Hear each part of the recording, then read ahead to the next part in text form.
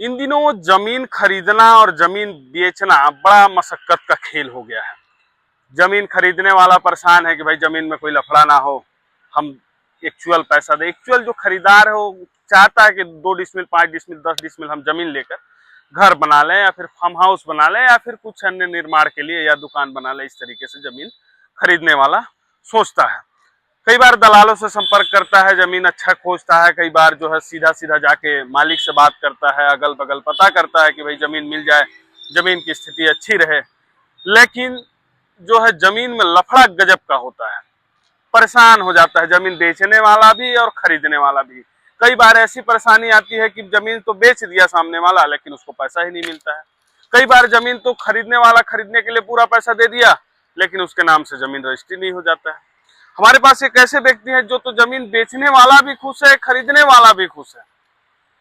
बेचने वाला संतुष्ट होकर कह रहा है कि भैया आपको दिया, आपसे मैं पूरा पैसा ले लिया। यह खरीदने वाले भाई साहब खरीद लिए। इसके बाद क्या है, तीसरा व्यक्ति इनके जमीन पर आके कब्जा कर लिया। अगल बगल चारों तरफ पता किए कि भैया जमीन इन्हीं का है कि नहीं है, कोई लफड़ा है कि नहीं, कोई लफड़ा नहीं बताया गया। अब उस जमीन को खरीदने के बाद, ओरिजिनल सेटलमेंट की जमीन को खरीदने के बाद अब क्या है, जब तीसरा व्यक्ति कब्जा कर लिया है, इसके बाद वह वहां पे घर भी निर्माण कर रहे हैं। अब ये परेशान हो रहे हैं। अब वहां पे या तो या फिर लाठी लेके लड़ने जाएं तब इनकी जमीन की निपटारा हो पाए, या फिर प्रशासन देखे और खड़ा करे, रोकवाए। दूसरी चीज, इसके बाद इन्होंने राजस्व में शिकायत भी किया, राजस्व में स्टे भी ले लिए। लेकिन आजकल जमीन की भूख ऐसी है कि लोग मानते कहाँ हैं। स्टे हो कुछ भी हो, धीरे धीरे बनाना, अंदर से बनाना चालू कर देते हैं।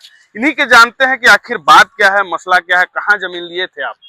पहले तो अपना नाम बताइएगा और कहाँ जमीन लिए थे, कितना में लिए थे और क्या कुछ परेशानी अब आ रहा है आपको। मेरा नाम शशि कुमार गुप्ता है। मैं ग्राम जमड़ी में लुंड्रा थाना में आता जो, वहाँ पे 66 डिसमिल ज़मीन लिया।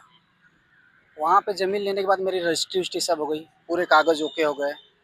उसके बाद कुछ दिन बाद मेरे को फ़ोन करके वहाँ से पता चला, क्योंकि जमड़ी यहाँ से 15 किलोमीटर दूर है, तो वहाँ से फ़ोन करके पता चला कि भैया आपकी ज़मीन में कोई और निर्माण कर रहा है। तो मैं पता करवाया, मैं गया भी तो देखा कि वहाँ तो वाकई में निर्माण कर रहा है।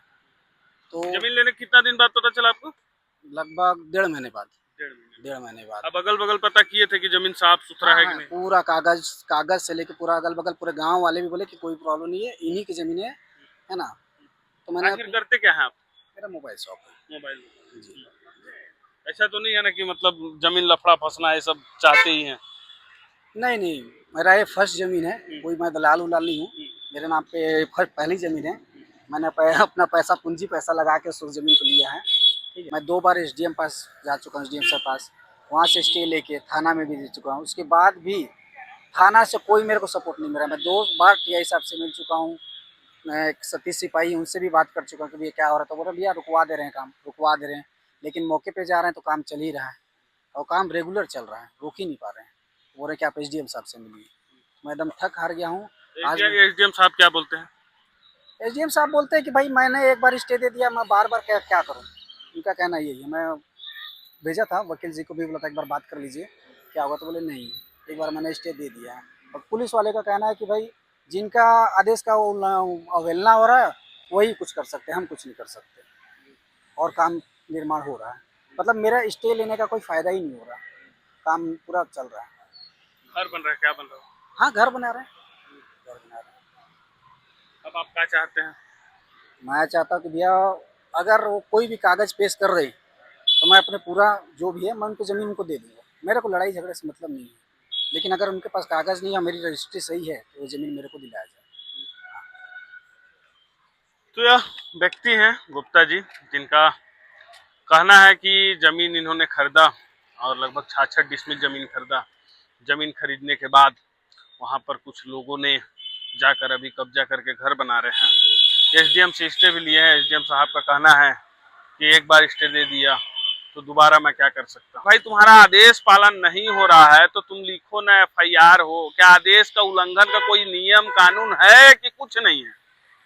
तो एसडीएम साहब भी एक बार कहकर अपना पलड़ा झाड़ ले रहे हैं कि एक बार हम आदेश दे दिए तो क्या करें। और दूसरा लुंड्रा थाने में आदेश लेके एसडीएम का ये बार बार जा रहे हैं कि भैया स्टे है, स्टे है, स्टे है, इसको देख लीजिए, जबरदस्ती बना रहे हैं।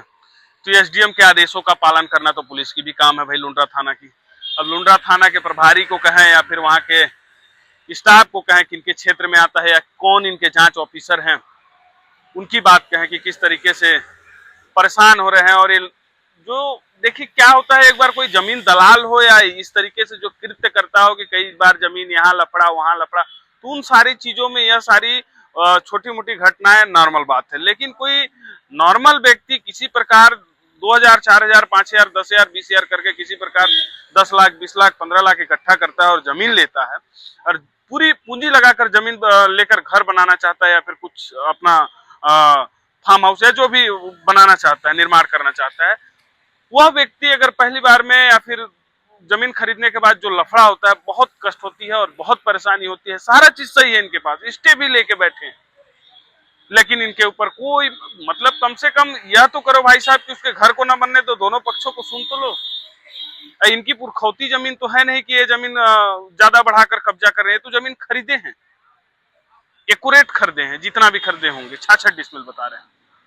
तो थाना प्रभारी को भी ध्यान देना चाहिए, लुंड्रा थाना प्रभारी को। बहरहाल एसडीएम साहब से भी हम बात करने का प्रयास करेंगे कि आखिर इस तरीके से आपके क्षेत्र में स्थिति हो रही है और आप बोल रहे हैं कि हम एक बार स्टे दे देंगे तो दोबारा क्या कर सकते हैं हम? तो फिर कुछ नहीं कर सकते, फिर स्टे ही क्यों दिए? जब कुछ कर ही नहीं सकते तो स्टे भी नहीं देना था। फिर एसडीएम साहब से बात करने के बाद देखेंगे कि आखिर आगे क्या कार्रवाई होती है, आगे क्या जांच होती है।